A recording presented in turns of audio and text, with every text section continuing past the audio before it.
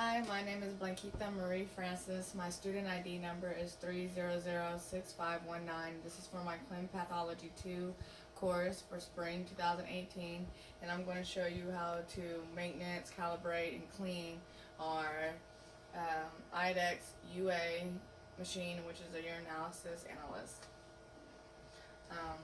When you get one of these UAs, you will get the analyzer maintenance, as well as the setup instructions, some calibration strips. Make sure to keep the top on the calibration strips as well as the actual testing strips. The air does affect the test strips. Now what you're going to do is you're going to insert your calibration strip into the UA tray and press the calibration button and then press start. Okay, so now it is running its calibration system. We will take a few minutes. What it'll do in a few minutes is it will actually feed into the system. It will feed the strip into the system, into each one of the test strips with it facing up, and read each one and then send them out and then print out its calibration, I don't want to say receipt, but calibration results. It will do its calibration results. Excuse me. Alright, so this might take a few minutes. I'll be back as soon as it starts to read the results. I will be back. Okay, as you can see, it is printing its results. It says calibration okay. Alright, and here's the results. Everything is fine. So now I'm going to show you how to clean it. And this is really nifty because it's really just this tray that comes out. You'll go ahead and you'll clean this with, you can do water. I like to do alcohol. Let me go ahead and get a little Kim White.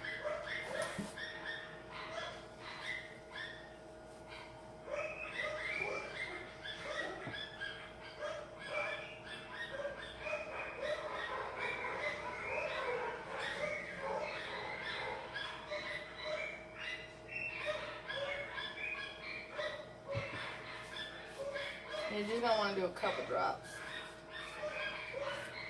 Don't saturate it. You don't need that much. Just a couple drops. Put it on the Kim Wipe and then wipe it. Don't saturate it.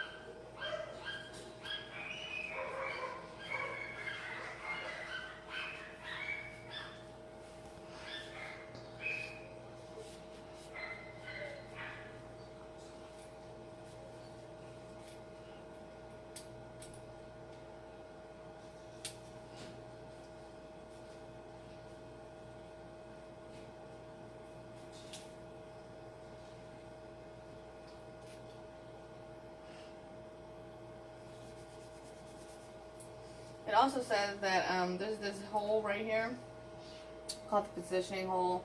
Make sure that stays completely dry and is clean.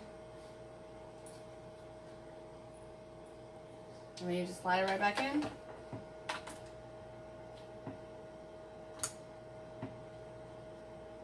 And that's about it. Alright, I hope you enjoyed my video.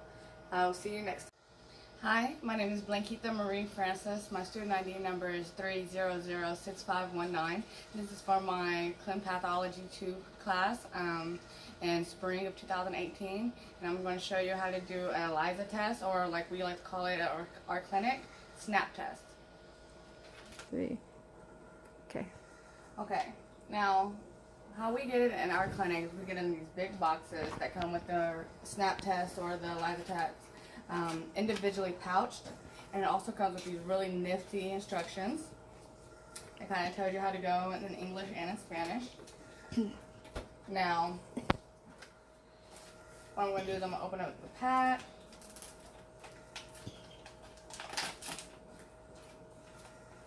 And inside the pack comes its own pipette, which is very essential to getting the correct amount of drops of blood. Don't use any pipette, just use the one out of the packet. And where's my blood?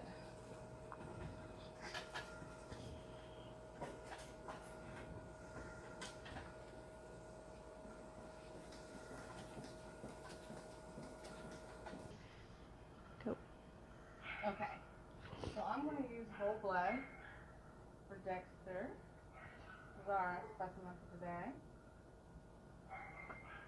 Okay.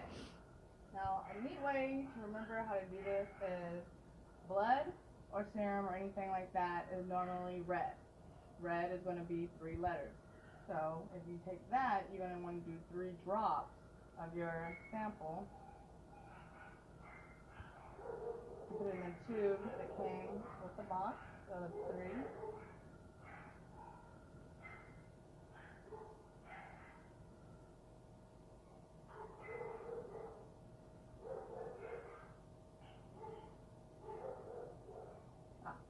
Okay. And then you're going to want to do 4 drops of the conjugate, which is blue, which is 4 letters, so 4 drops.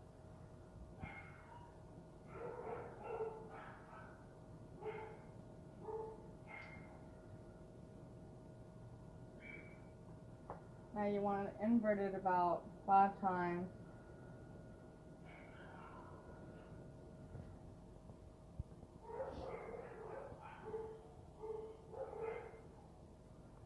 And then, as you can see here, we have the window to where you produce the mixed sample. It's going to wick through the test window.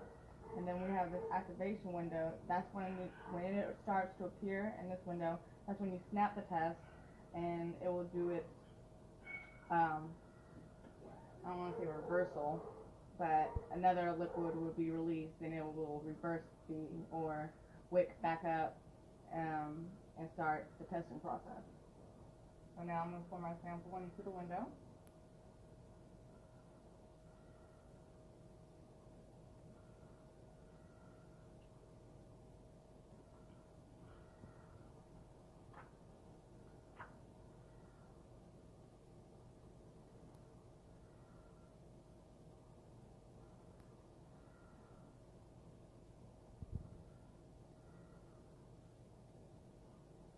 And I'm waiting, and I'm waiting.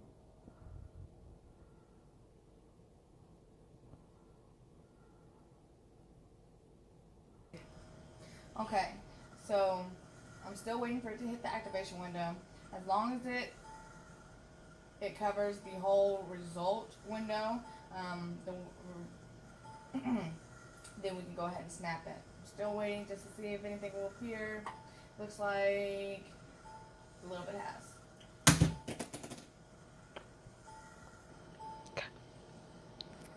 Okay, so then we're going to move it over here in front of this window, and we're going to go ahead and set our timer for 8 minutes, which is also put on the instructions. All right, it has been set. I will see you in 8 minutes. Okay, so that's our timer, and the results are a positive control with nothing else, so that means that it is negative for heartworm. And that also states here on your nifty instructions, positive control, which is just stating that the test did run properly, and if there was a dot anywhere else, that would be an indication of any kind of other disease or heartworms, stuff of that nature, which it doesn't, so yay for my specimen. Well, that's it for that, and I will see you next time. Hope you enjoyed it.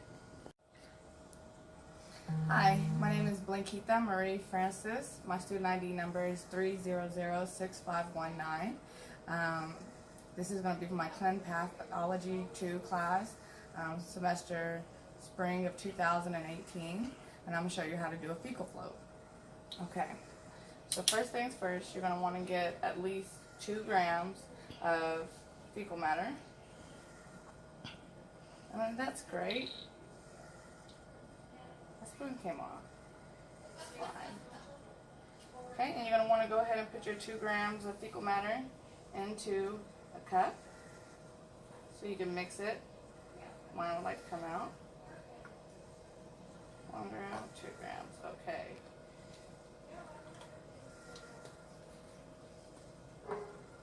And you're going to mix it in with your fecal mix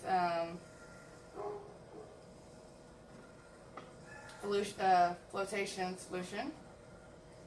And what I do is I normally fill it up about halfway, mix it up, and then fill it up a little bit more.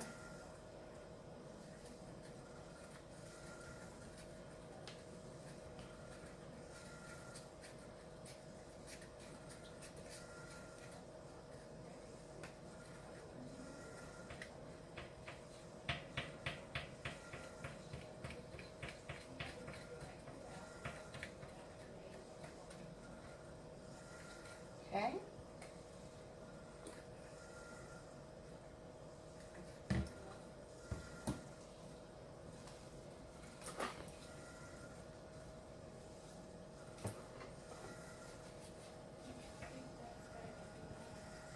Okay, now that it's mixed, I'm going to go ahead and strain it with a piece of gauze over the cup and pour it into a vial. Hopefully this won't be as big a mess as I think.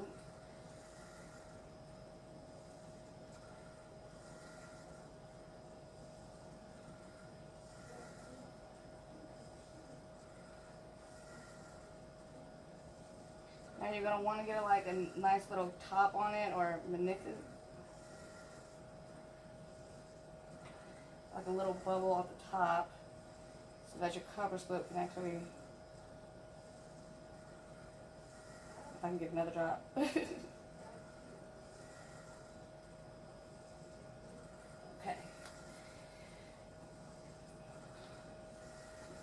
Yeah, so this has a nice little bubble at the top of it, so when I put my cover slip on there, it can actually engage with the fecal matter, and you just drop it right on top. And we're going to go ahead and let it sit for about 10-15 minutes. Due to time, I'm going to go ahead and do it for 10. Let's see, I'm going to unlock this.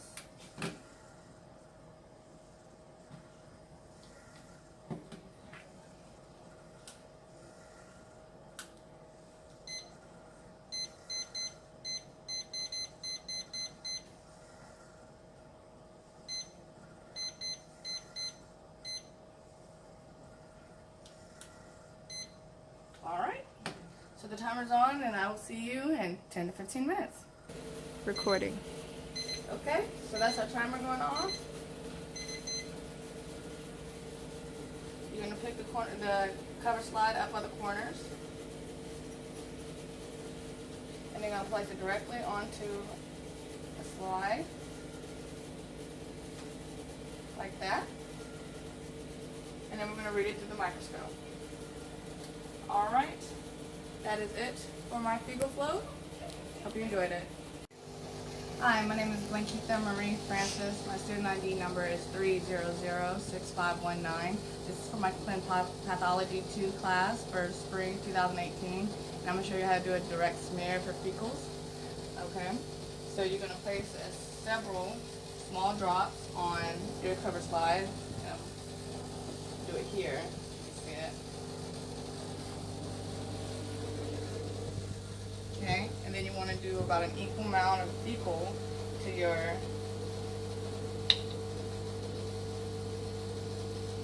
fecal float solution.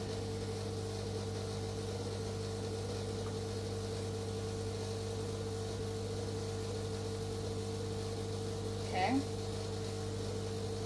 and then you're going to want to go ahead and mix the solution with the feces.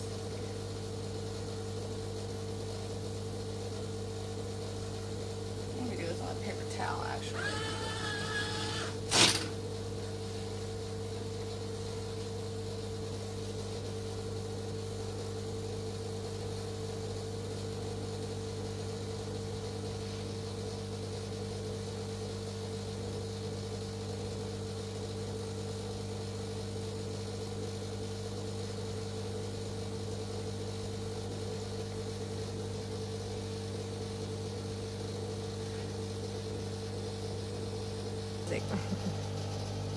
Okay. So you're gonna mix it, and then you're gonna go ahead and try to smear this the mixture into a thin film across the slide. So what I do is I normally just try to roll it.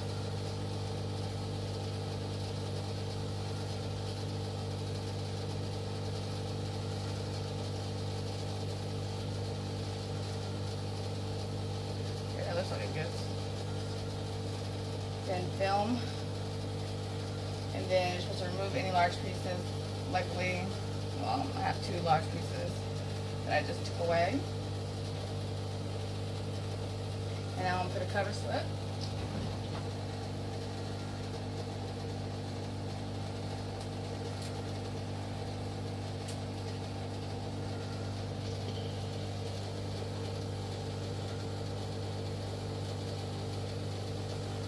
Okay. And now we're going to view it on the microscope. Alright, that's my video, and hope you enjoyed it. Hi, my name is Blanquita Marie Francis. My student ID number is 3006519. This is for my ClinicalPathology II class for spring 2018.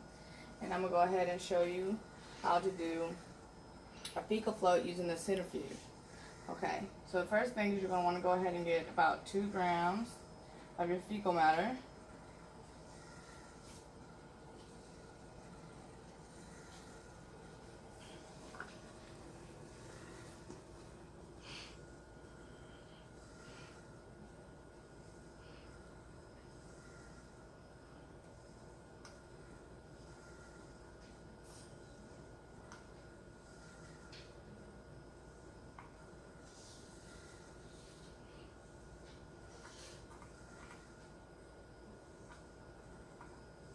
Get off the hair. Okay, that's about 2 grams. And you're going to want to go ahead and fill it in a cup with your fecal solution. I do about halfway, and then I mix it.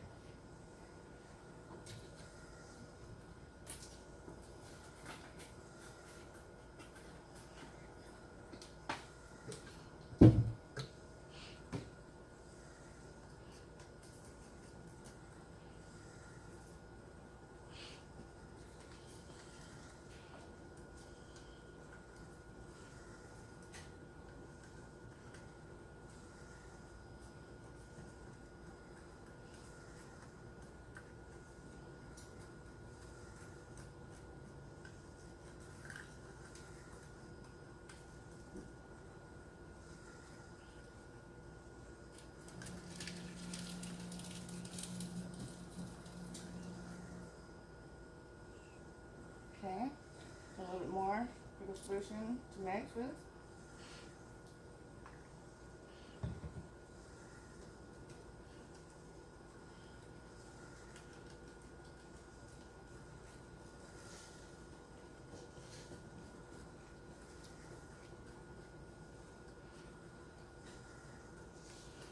Okay, that looks to be mixed. You're going to want to strain it with your gauze into a tube. This one has no additives. Okay.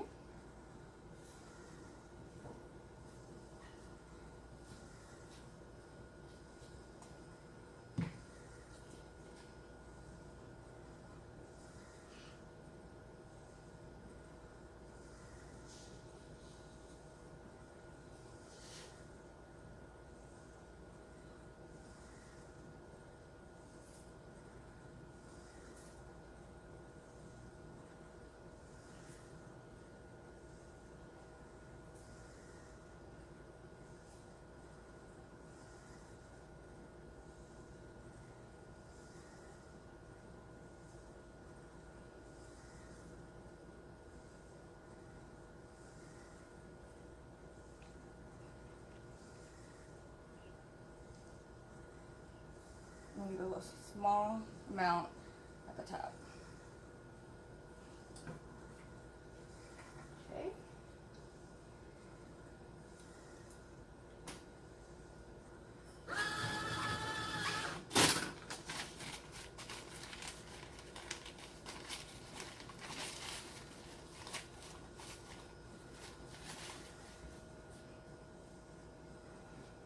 Okay, so we're going to centrifuge it for about 5 minutes.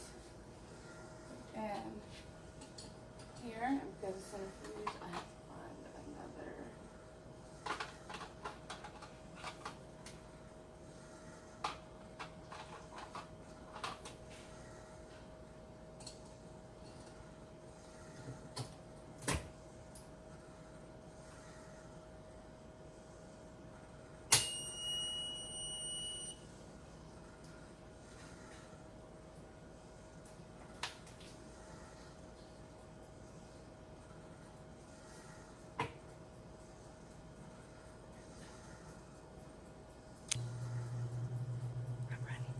Alright, so I will see you in 5 minutes.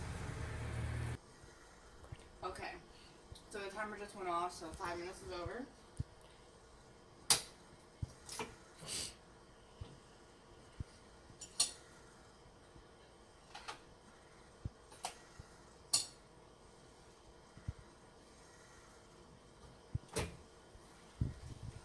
So now what you're going to do is you're going to remove the top.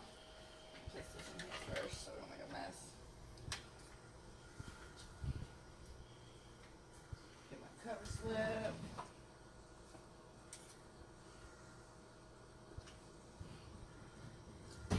Now you're going to want to go ahead and fill it with the fecal solution to the top to meniscus forms, which is like a little bubble on top.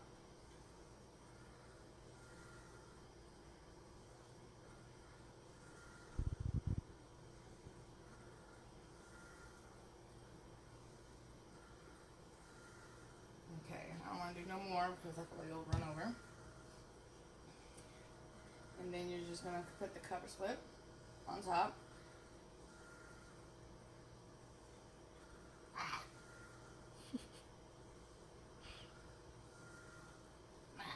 Okay. And then you're going to let that sit for about 10 to 15 minutes. So in a little bit, we'll be back to look at the slide on the microscope. Alright, that's the timer. Now you'll go ahead and take your cover slip off of your tube from the centrifuge and place it directly onto the slide so we can go ahead and view it on the microscope. So that's about it for the fecal float with the centrifuge. Hope you enjoyed it. See you soon. Hi, my name is Blanquita Marie Francis. My student ID number is 3006519. This is for my ClinicalPathologyII course for spring 2018. I'm going to go ahead and show you how to do a fecal testing method with sedimentation. First, you're going to want to go ahead and get 2 grams of your fecal matter sample.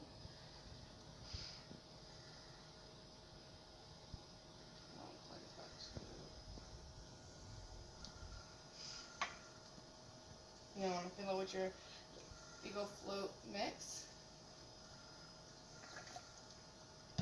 Mix in your fecal with the flotation mix.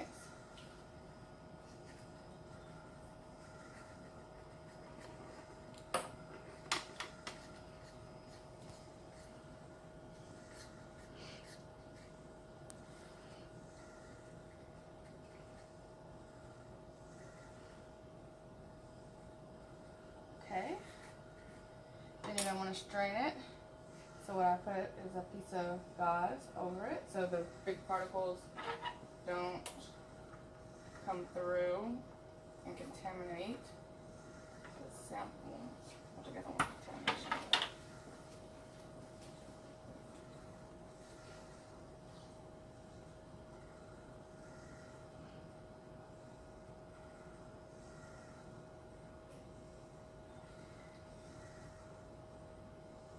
Alright.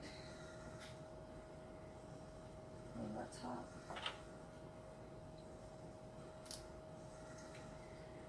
Now you can do one or two things. You can centrifuge it for 5 minutes, or you can let it sit undisturbed for about 30 minutes. Since we're on a time crunch, I'm going to go ahead and do it in a centrifuge for 5 minutes.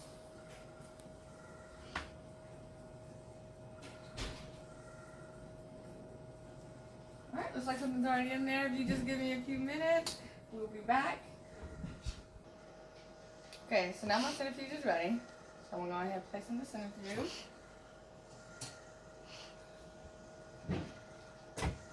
Timer for about 5 minutes. And I will see you in 5 minutes. Okay, our timer just went off. It's still winding down.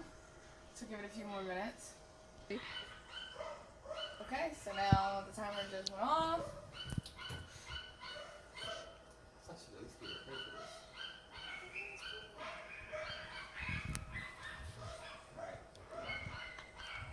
Timmy Jacobs.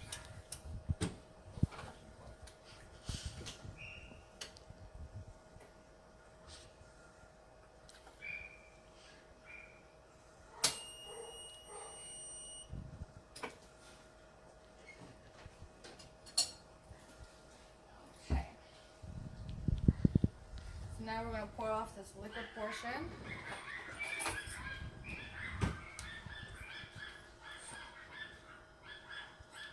Without disturbing the bottom.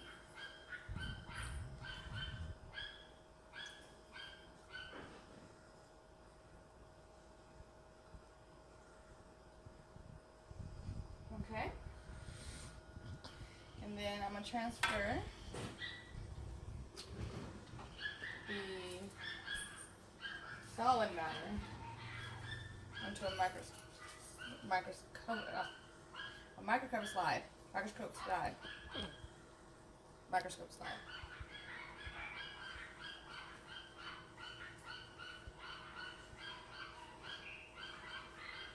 Still a little liquid in there.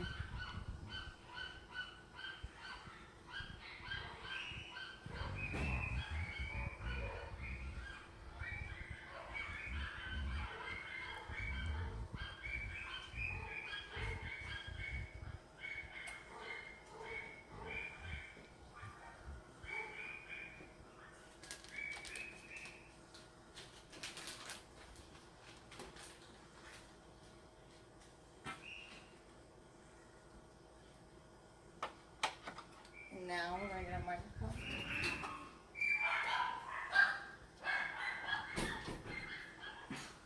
Place it on top. Directly on. There we go. Slide come out somewhat like this. And now we will read it on the microscope. Alright, thank you guys. Hope you enjoyed it. Hi, my name is Blankita Marie Francis. My student ID number is 3006519, and this is for my ClinicalPathologyII course for spring 2018.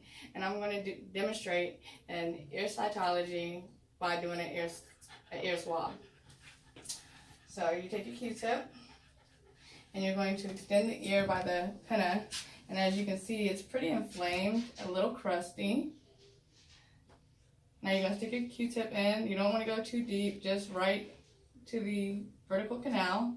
You want to roll your Q-tip a little bit, go around in circles, just to make sure you're getting a good sample.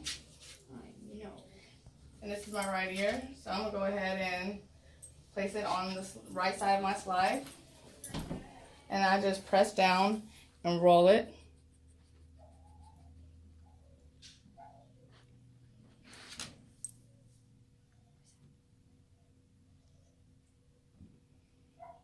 Okay, so now it's time to do the left ear. Extend the pen. Stick your Q-tip in the vertical canal. Twirl it in your fingers. Ooh, and that was a good sample.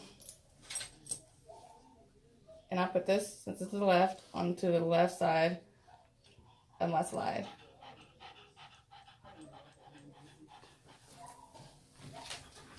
Okay. So that is getting the ear cytology. Now we have to stand in and look at the microscope. So I will see you in a bit to show you how to do that. Thank you. This is Blankita Marie Francis. My student ID number is 3006519. And this is for my ClinicalPathologyII course, spring 2018. And I'm showing you how to properly stain a slide for ear cytology. So what you're going to do first is you're going to heat fixate it, which is basically putting a flame underneath it so the wax can kind of melt and the particles can stick to the slide. And you might get a black little smut or little black, I want to say, some kind of chemical on the bottom of it, and that's perfectly fine. It kind of happens. I'm going to go ahead and wipe the back of it with a paper towel so that black smudge is no longer there. Be careful not to burn yourself. Sometimes you can heat it too much to the point to where the actual slide could break. Okay. So now I'm gonna stain my slide. And this is our dip. So we have dip 1, 2, and 3. It is a differential dip, and you do it 10 times in each one.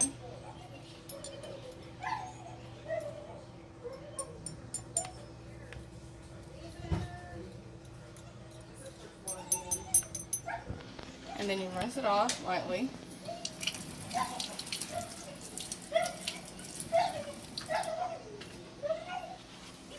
And then you're going to dry it.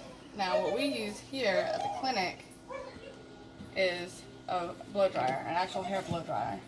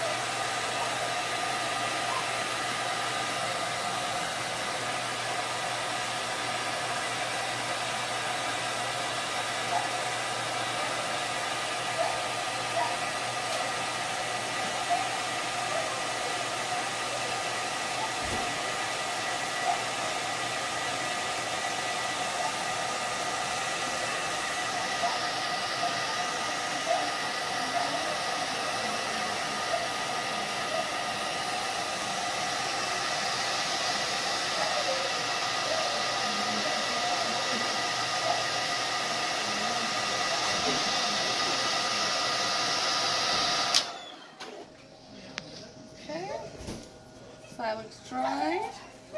All right. So we're gonna go ahead and show you how to look at it on a microscope. Now, when you're doing the microscope, you always want to go ahead and start at the lowest field of view possible.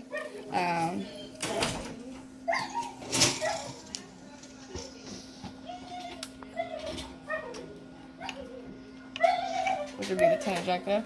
I always start with the left and work my way to the right.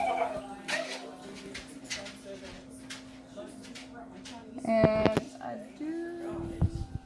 I see some good particles. It looks like a little bit of wax. I'm going to go ahead and go into a more in-depth look, a little closer. And I see yeast off top. And it looks more like how I describe it is like a snowman or 2 dots merged together. That's kind of what yeast looks like. And I'm going to show you on our computer what I'm looking through in the microscope.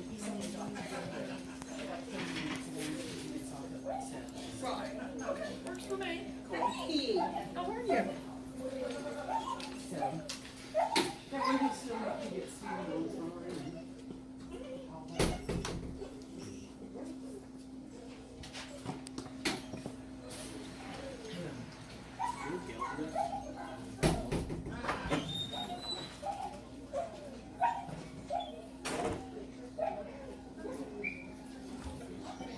You want to go ahead and pause it for me real quick? Okay, so this isn't a very good view of it, but at least you can see what I'm seeing. What I mean by snowman, or about 2 dots kind of merged together, that's kind of what I'm looking at right there. And that is how to do it in ear cytology, and to look for and to stain and to look in the microscope for certain organisms. I hope you enjoyed it. Have a good day. Want to sit down? Sit. Sit. I'm not going to sit already. Sit. Sit. Sit. So you don't go moving all like that. Don't show your butt. Hi, my name is Blankita Marie Francis. My student ID number is 3006519, and I'm going to demonstrate how to do a fungal culture. Gently, you're going to pluck. I have my hemostats here. You're going to pluck. This dog does not have, unfortunately, we did not have a specimen that has suspected ringworm. So I'm just going to take it from this dog as if he had one. You would get the hair around the outside of the lesion. Plug it with the hemostats and just pull. And then you'll gently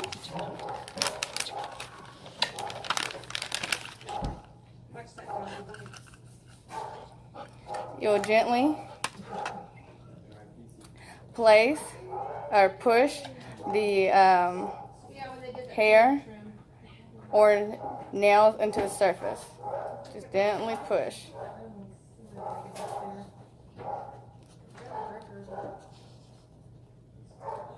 You can also collect the hair and specimens and sample by brushing the lesion with a new toothbrush. Brand new, right out the wrapper, toothbrush. And then gently pressing it into the agar.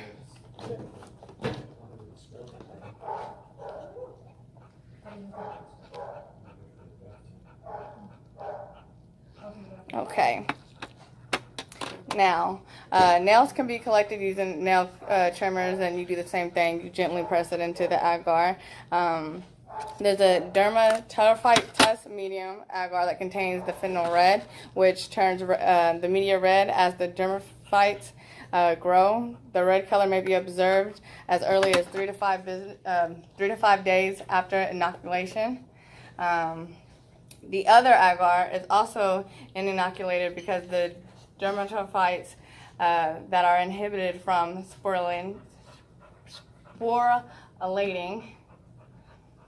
on the agar will sometimes sporulate on the second medium. Most colonies will be white to yellowish tan. All right, I'm going to pause the video now and show you how we do it with the slide. Lactophenol blue, which helps to stain any of the fruit heads that would be present, and that's how we would determine which species of microsporum it is. Again, since I don't have one like that, I'm not going to see that. So this is basically what it would look like. My tape serves as my cover slip. And then I'm ready to view it under the microscope. I can start off at 10. Usually, it's probably all I would need. For whatever grew on my auger plate, it's not anything that we would consider ringworm or whatnot, but it is still a fungus. It's just a contaminant. I can see the filaments in here, but it doesn't have like the fruiting heads or anything that I'm looking for. This is where I would determine what species it is.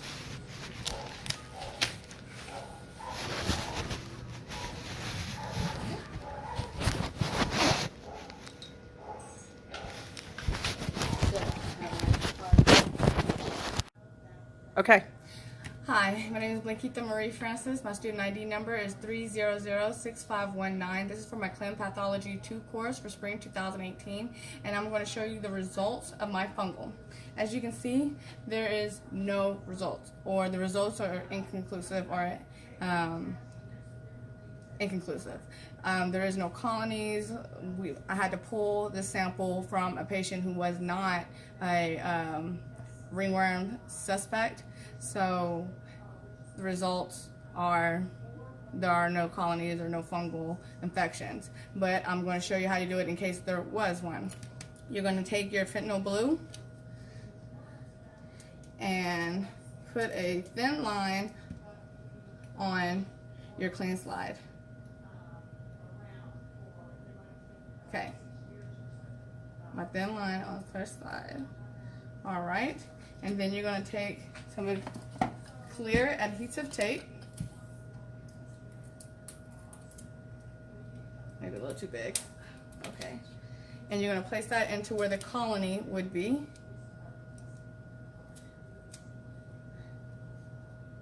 Press the tape onto the surface, and then you just pull it away. Okay, then you gently place the tape over the fentanyl blue, like so. And then we would observe underneath a high objective, high dry, about the 40x objective. So yeah, that's about it. Thank you. I hope you enjoyed it. Go, started. Hi, my name is Blankita Marie Francis. My student ID number is 3006519, and this is for my ClinicalPathology II course for spring 2018, and this is a skin scraping. So now we have a slide here ready, and we have our mineral oil. We're going to put a few drops of that on the slide.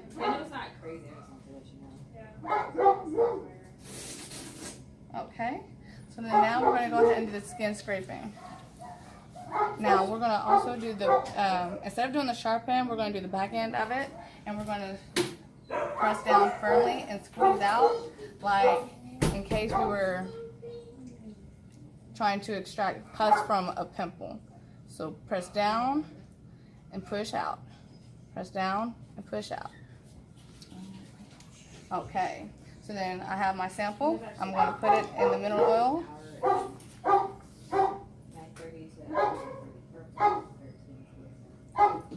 Okay, and now I'm going to go to the microscope and I'm going to take a look. Stop. Pause. So, well, the reason why I did the back end and I went ahead and pressed down firmly and squeezed up like it was, say like a pimple, trying to extract pus from it, is because it's Demodex. It's normally a little bit more superficial. For, let's say, cybercarpet mange or anything like that, you would actually have to go a little bit deeper and cause a little bit more blood to bleed for you to get that kind of sample. Here, we'll show you on the microscope.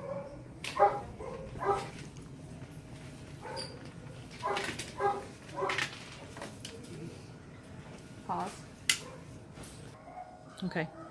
Okay, so luckily at my vet clinic we have this contraption that you can, or software, that you can actually view it on a computer screen. So I'm going to show you what I'm looking at. Okay. So if you can see, these elongated, this was actually moving, these elongated cigar looking mites are Demodex, and that's an egg. But if you can see this one moving, it's pretty cool. And that's Demodex. For others, like I said earlier, for like mange and scabies and stuff like that, you have to go a lot deeper than just the superficial things that we did. Normally at our clinic, we do the superficial first, just to keep from inflicting pain when we don't have to. But yeah, that's my skin scraping. Thank you. I hope you enjoyed it. Okay. It's recording. Okay. Hi, my name is Blankita Marie Francis. My student ID number is 3006519. This is for my ClinicalPathology II course for spring 2018. And we're going to go ahead and demonstrate the basics of a necropsy procedure. First thing you need is your gloves, your apron or lab coat, scrubs. If you're going to be working with big, large animals, then you're going to need boots. There's no need for a surgical mask because this pet did not have any kind of infectious diseases. The equipment we're going to be using is a scalpel, handle, and blades. We have our scissors, our mets, our blunt operating scissors, and our sharp operating scissors. We have our forceps. We also have our utility scissors, and we have our hemostats, and we also have our formalin containers that's already labeled, the pet's name, ID number, the date, and the sample we intend to extract. And they're sitting here, and first thing you do is do a external exam for body confirmation, hair, coat, skin, nose, mouth, eyes, ears, penis, scrotum, vulva, anus, and feet, which my doctor is doing. And normally with the dissection, because the retina undergoes such rapid decomposition, we normally start with the eyes, but in sake for my video, we're gonna go ahead and do the abdomen and skip to that. All right. I make a midline incision with a scalpel. You can, on large animals, you can use the necropsy knives, which is very sharp, similar to kitchen knives. We want to stay on the midline so that and don't penetrate through to touch the organs that might or even traumatize if you were trying to look for where they had been hit by a car or something like that. So we're going to close it. Can you pause it real quick? It's recording. Now, if you want to come and get a good look at the We first look for any fluids that might be in the dog's body. Some of the fluids after several days can be normal necrosis of the tissue, but first thing we want to do is look for red fluid, white fluid, pus fluid, that sort of thing. We start going through the bodies from the anterior aspect of the abdomen, which would be the stomach. But we don't want to cut in the stomach to the last thing because there's so much digestive material in there that might obliviate the ability to see or block the ability to see the other ones. So take a visual on all the organs, look at both kidneys, look at both the bladder and the ureters, see if there was any obstruction of urinary flow during the animal's demise. The spleen right here is contracted. It's just normal contraction at birth, at death to cause blood to be pushed back in the blood system. Kidneys are going to be, this dog had to be frozen for the convenience of getting an animal for necropsy for the class, but typically the coloring would be still similar to where the pet actually was at the time of death. I'm going to run through every part of the bowel to make sure there's not any bowel obstructions. The omentum is the veil of tissue over there, and so the small bowel we run first. We will be skipping some steps of the actual, including every organ, for the benefit of the people watching the video. This won't be too long. So after every all the spleen and the urinary system, try to do it in system. So the urinary system was intact. There is food in the stomach. We can tell the pet was eating prior to death, at least for a day, that day. We want to look at the liver and all the lobes of the liver, which is in the anterior chamber underneath the ribs. Gallbladder, no tumors, no masses, no obstruction of the gallbladder. And then, because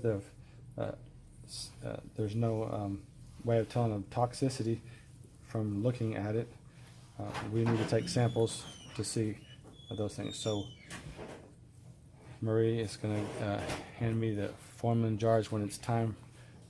Let's do the Metzenbaum scissors first.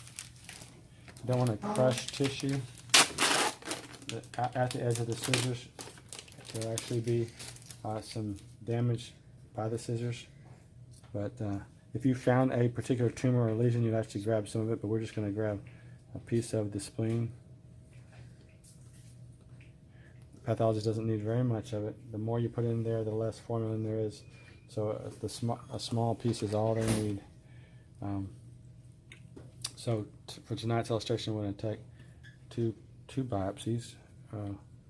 Excisional biopsies means we're going to take out a piece, as opposed to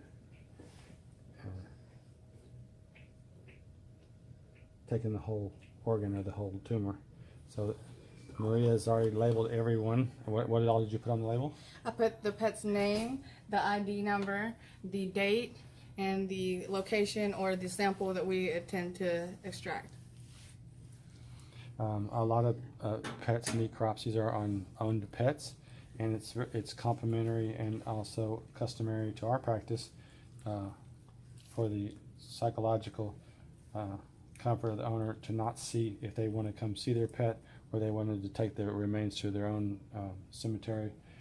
we don't want them to see the inside, so we actually will close this up using staples and or suture material. We don't have to really illustrate that, but we want to let you know we don't leave it like this. We would also then go into the chest cavity and look for fluid in the chest cavity, heart and lungs, and the respiratory system. Breaking it down to systems: respiratory, cardiovascular, nervous, although we don't look at the brain unless the dog had seizures or a neurological disease before he came in. Proper labeling of all the material is so important, and handling of the species of the specimens to go to the lab. And Maria will make sure that's done to where we get the right pet with the right blood work and non-blood work. Any other steps that we need to Nope, I see? think that's the basics. Thank you.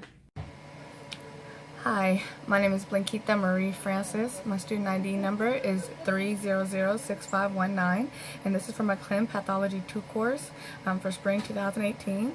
I'm going to go over rabies suspect handling, and I'm going to go over a few things about rabies, little information about rabies before we get into the protocol of how to handle a rabies suspect.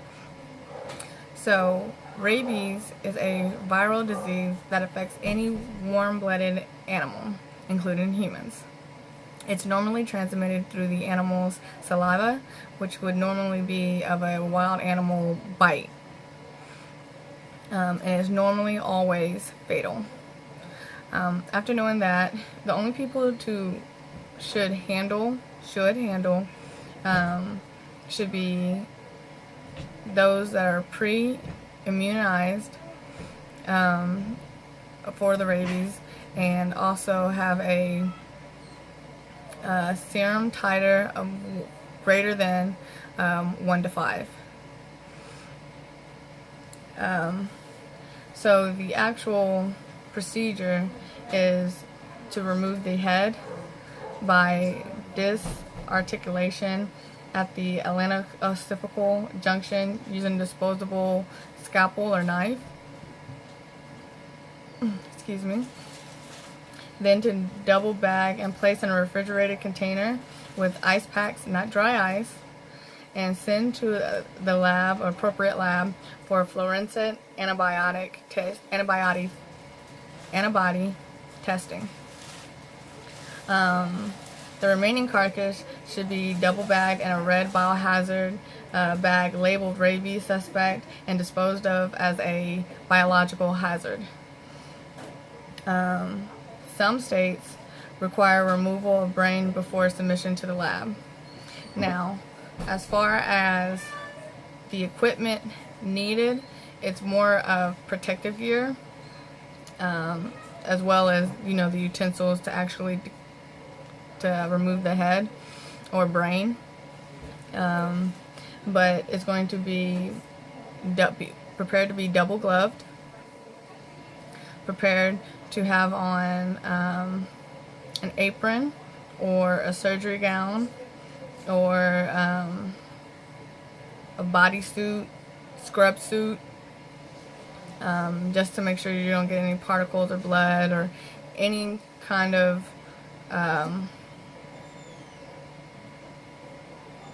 bodily fluids on you. Also, they require to have a protective mask or goggles. Yeah, and I think that's about it for the rabies suspect handling. I hope you enjoyed it. Thank you.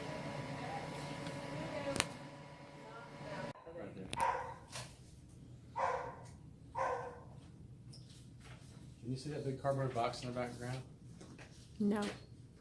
Got a new board? On the board? The new board too?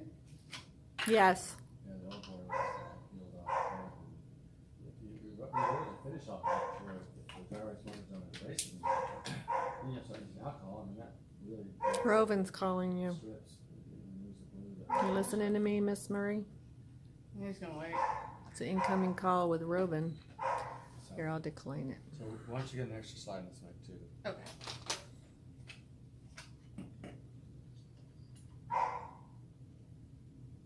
Why don't you say, we're about to do this, setting up, including getting, name that, name this, name that, and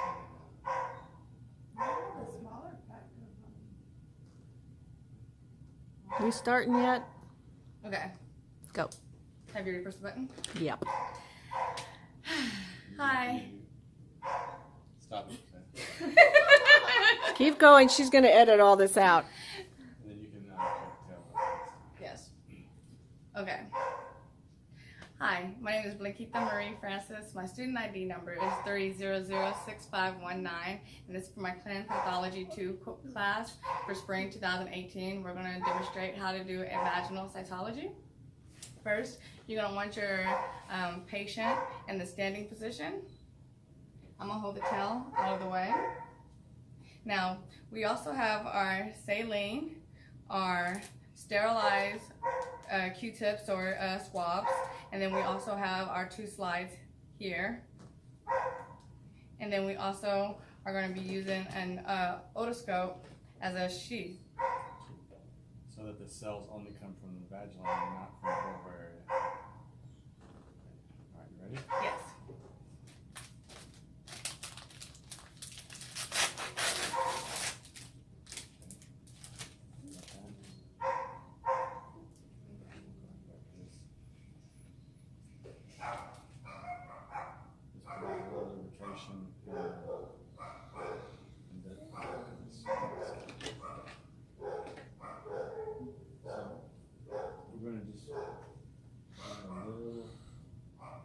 The idea is to go in vertically, like this, not horizontally like that. So go in vertically, and then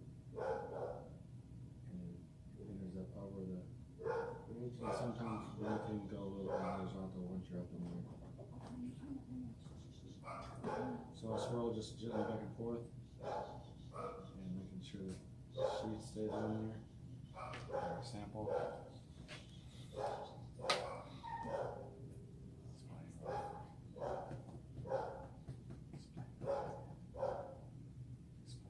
Oh, and you're supposed to roll it. You're not supposed to smear it like you would do like a ear cytology. It's just a gentle roll. So you don't smear the cells. So you don't smear any of the cells. When you dry it and use a different stain technique. All right, we're going to go ahead and stain. If you give us 1 second, we'll be back. Go. Hi, this is Blanquita Marie Francis, student ID number 3006519 for my ClinicalPathologyII class for spring 2018. I'm going to demonstrate the staining process of the vaginal cytology as well as go over the estrous cycle. First, you're going to want to go ahead and seal the cells but with a little bit of heat. We at our clinic use a heat dryer.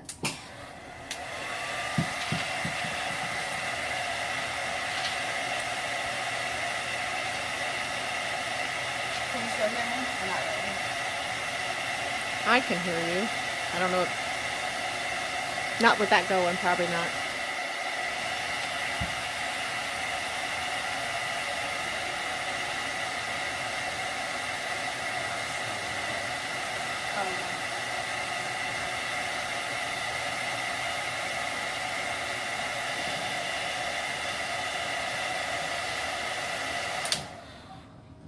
Okay. And you're going to dip the slide into each. Excuse me. Into each fixative 10 times. Can you pause it? Yeah. Go. Excuse me. I'm so sorry about that.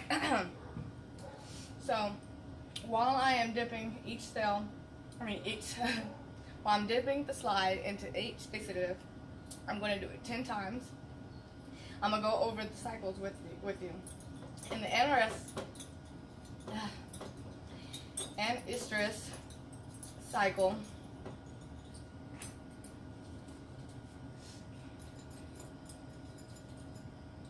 you'll see intermediate and parabasal cells that are predominant, and superficial cells are normally absent during this stage. or minimal. Proesterase is shows a mixture of peribasal, intermediate, and superficial cells. Gradually, they shift all of the superficial cells. There's a large number of bacteria. There are some red blood cells, normally neutrophils. We're going to go over to the microscope and look and see what we picked up while I explain the last 2 stages of the estrous cycle. I'm going to blot with my bibulus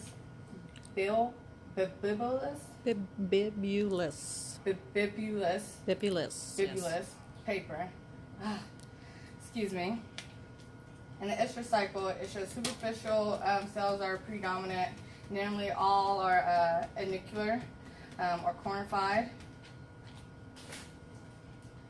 Bacteria is often seen attached to the superficial cells.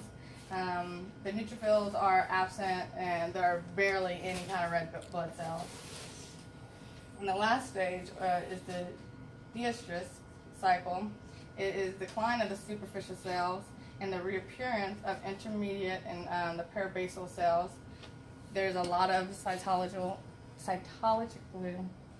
debris. Okay, and now I'm gonna find it on here and show you what I have. If you give me 1 second, we'll be right back. Oh. Okay, so I'm looking on my slide, and I believe the stage to be estrus. The reason why is because I see a lot of the superficial cells, it looks like the nucleus has shrunk, so it's becoming to look a nuclear, and the edges are looking kind of cornified, which would make me believe it's an estrus.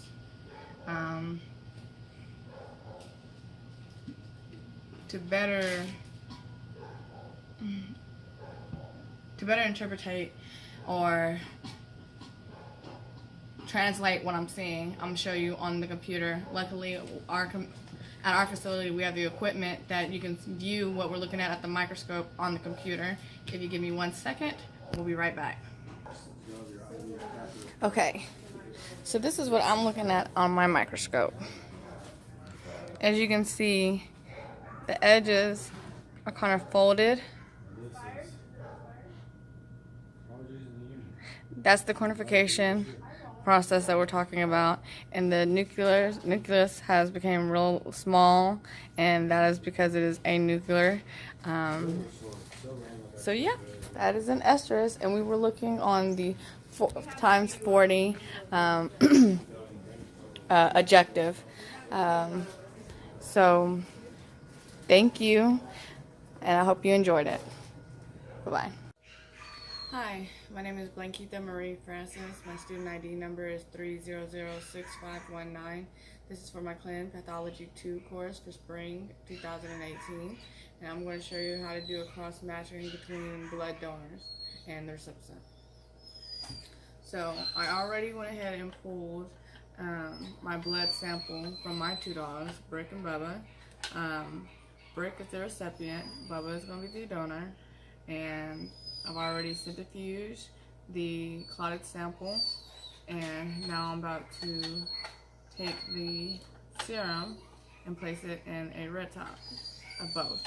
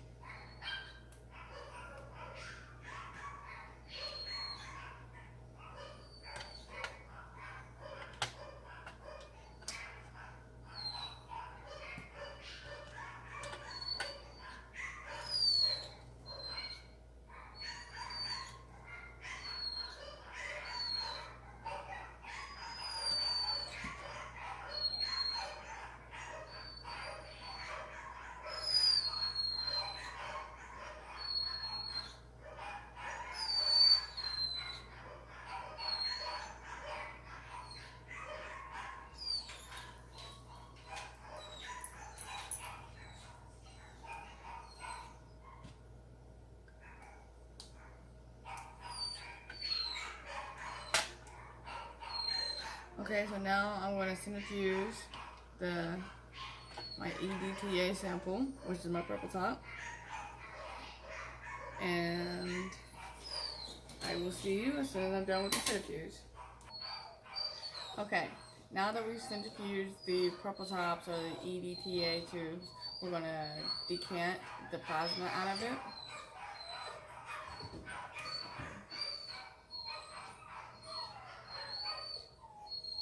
I'm just taking my syringe and getting as much of the plasma as possible.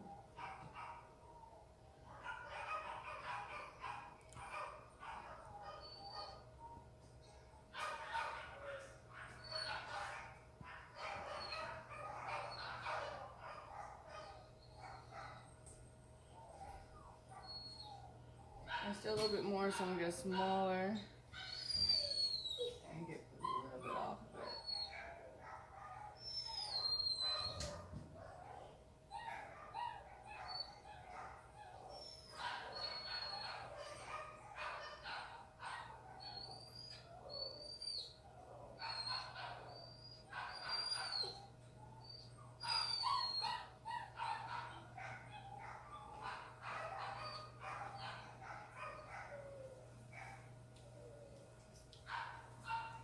Okay.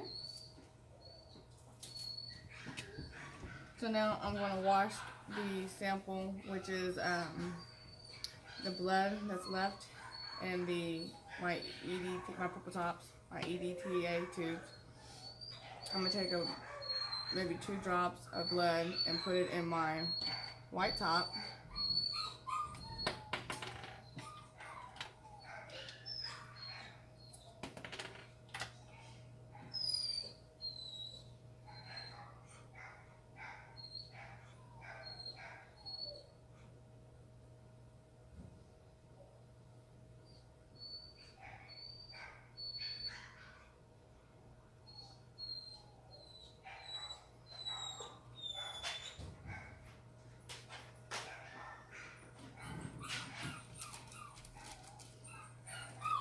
I'm gonna do the same for the recipient.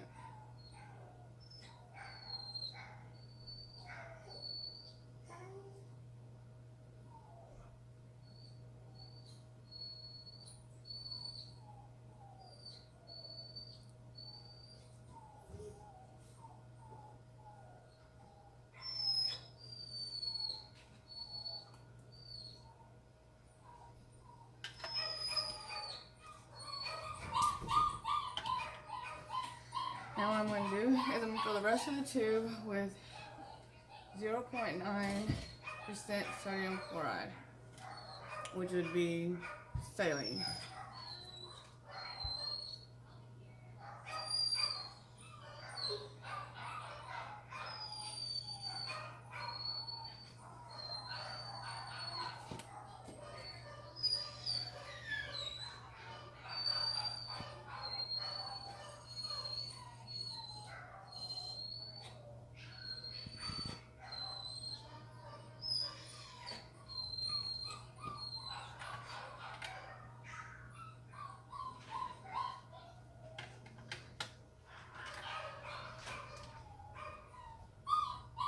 Then it says to gently mix it, so I'm just going to invert it a few times.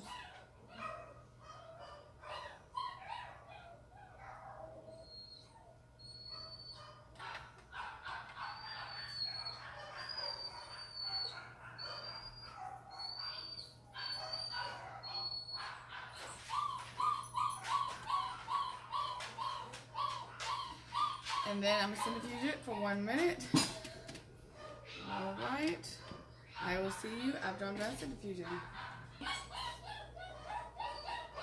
Okay, so we just got done with the centrifuge and we're supposed to decant this clear liquid.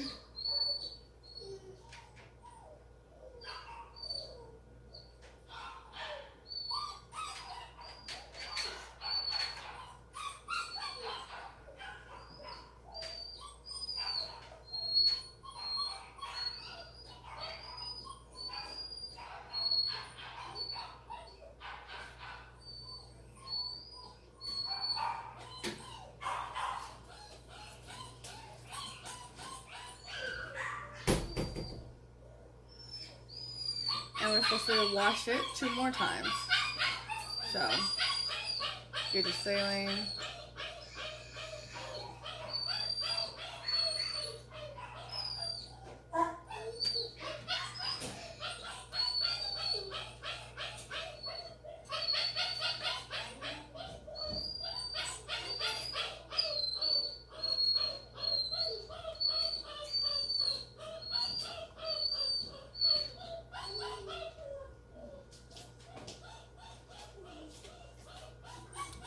And you gently mix it, which I do by inverting it once again. And then you centrifuge it another time. And I will see you after we're done centrifuging for the second time. Okay, so now I'm decanting the plasma from our second one.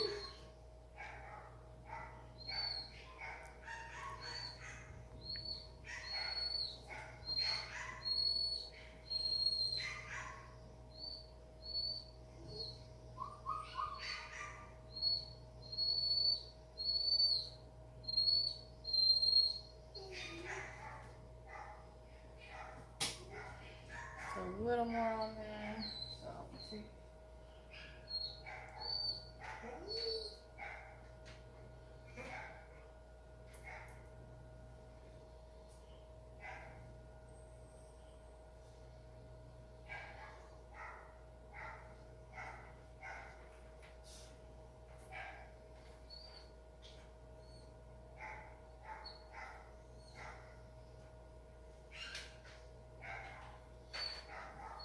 Okay. And then to wash it for the third time.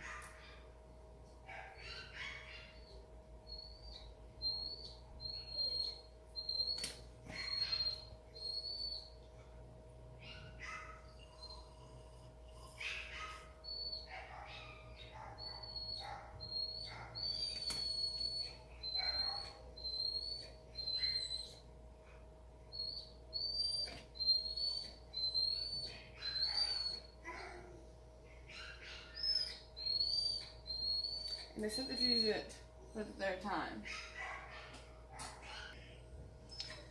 Now I'm going to decant the sweetnet from the third and final wash.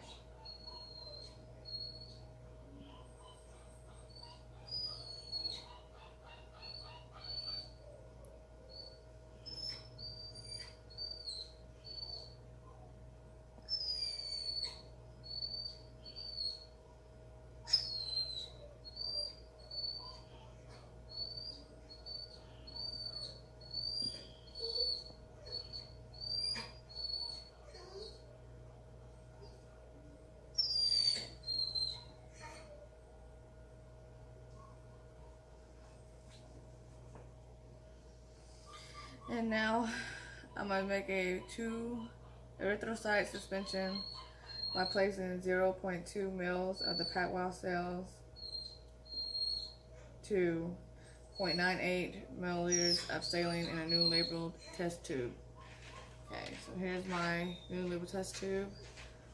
This is going to be bubbles right here.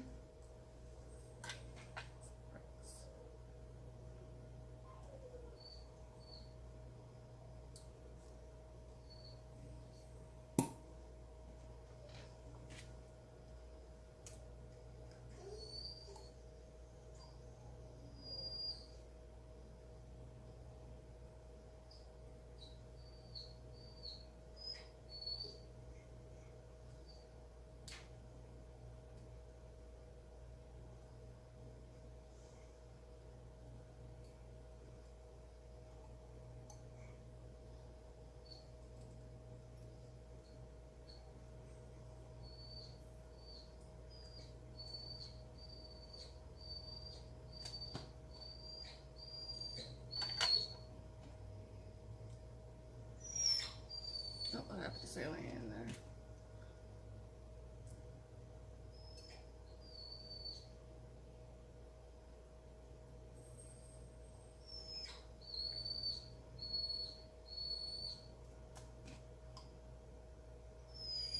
Can you pause it real quick?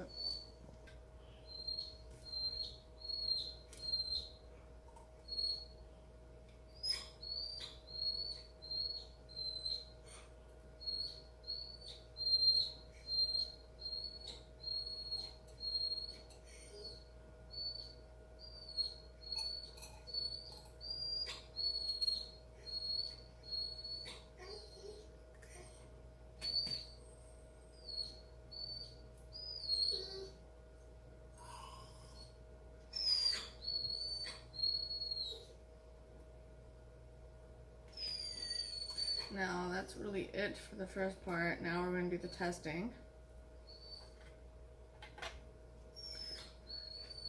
For the testing, we're supposed to place 2 drops of the recipient's serum and 2 drops of the donor's cell suspension in a new tube mixed gently.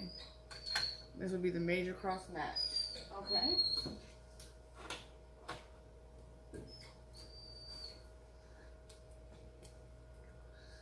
Put minor.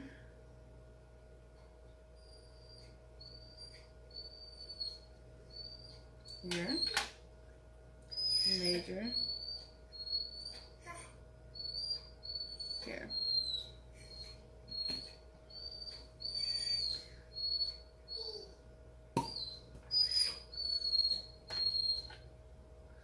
Okay.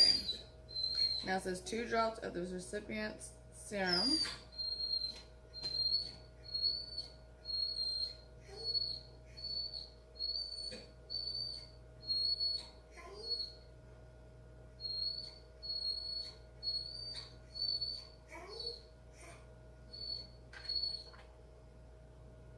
And the donor's cell suspension.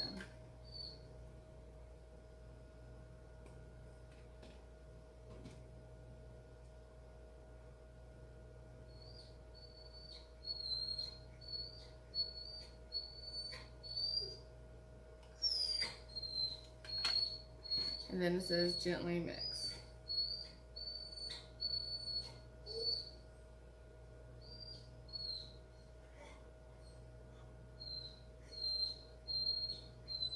Okay. Now the minor cross match.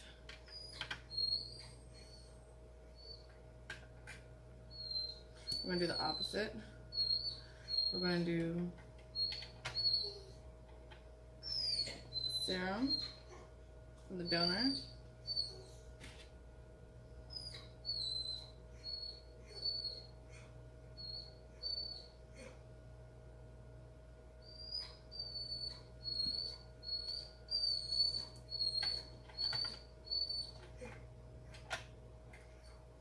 With the suspension from the recipient.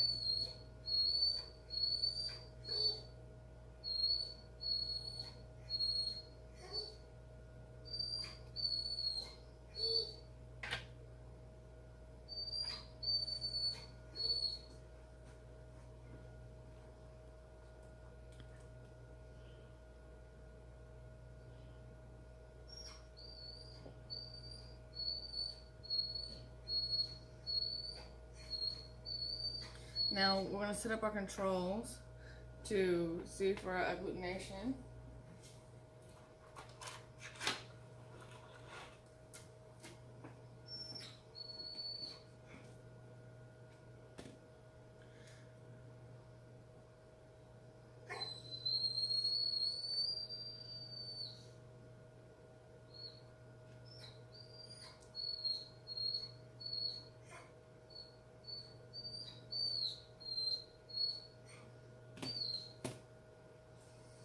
And we're going to put 2 drops of the serum mixed with the cell suspension of its own kind. So that would be 2 drops of Bubba's or my donors. 1, 2. And then with serum.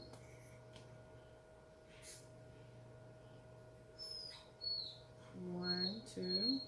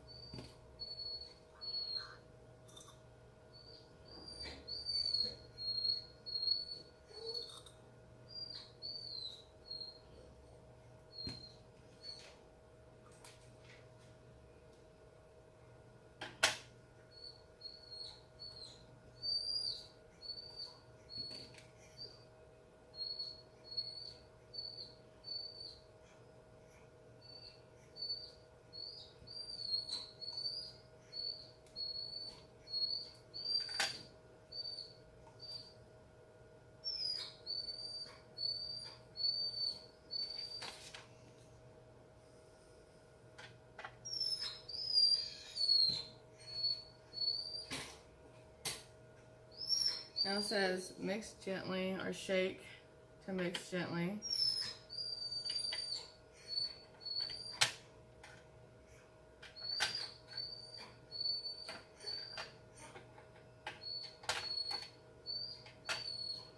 Now it says centrifuge all tubes for 1 minute.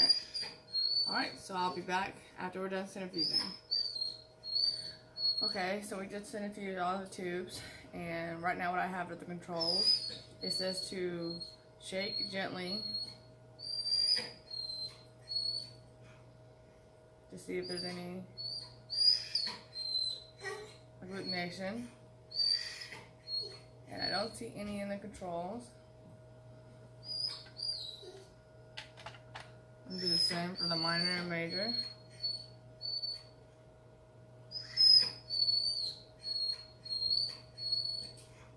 And I don't see any so far. So now I'm going to take a drop of each minor and major and put it on a glass microscopic slide.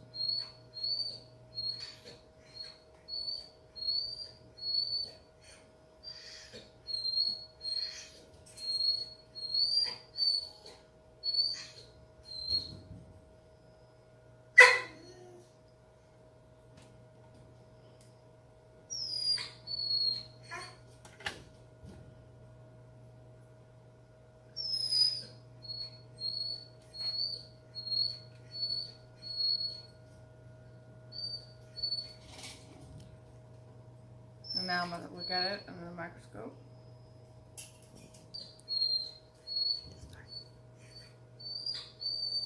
Do not forget to put your cover slip on.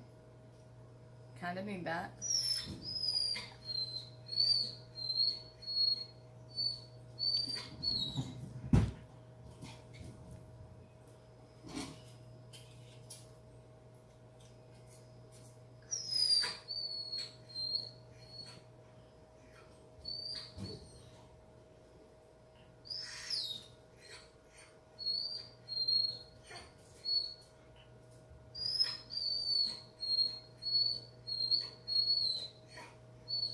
And I don't see any clumping on my major.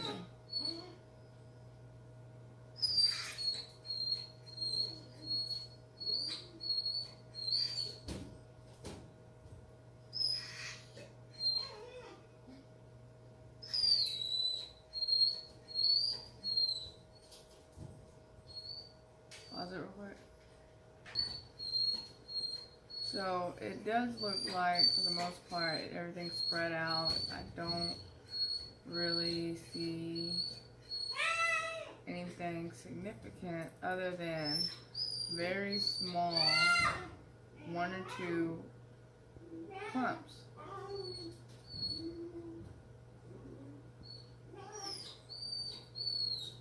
Everything else looks spread out. You can see every individual cell, except in this one instance where there is a clump. I would not feel confident deeming them matches. I would rerun the test just to be sure before actively considering them as a blood donor for this recipient. And that's under my major. For my minor,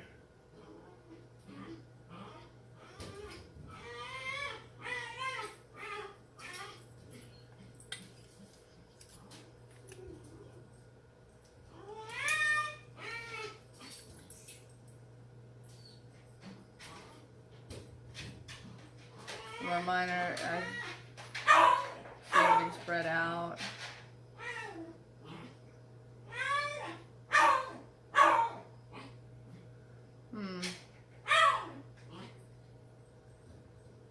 there are some clumps in the minor as well. I would say more significant than the major clump that I saw. This one that I see in particular is at least double the size of the one that I saw in the major.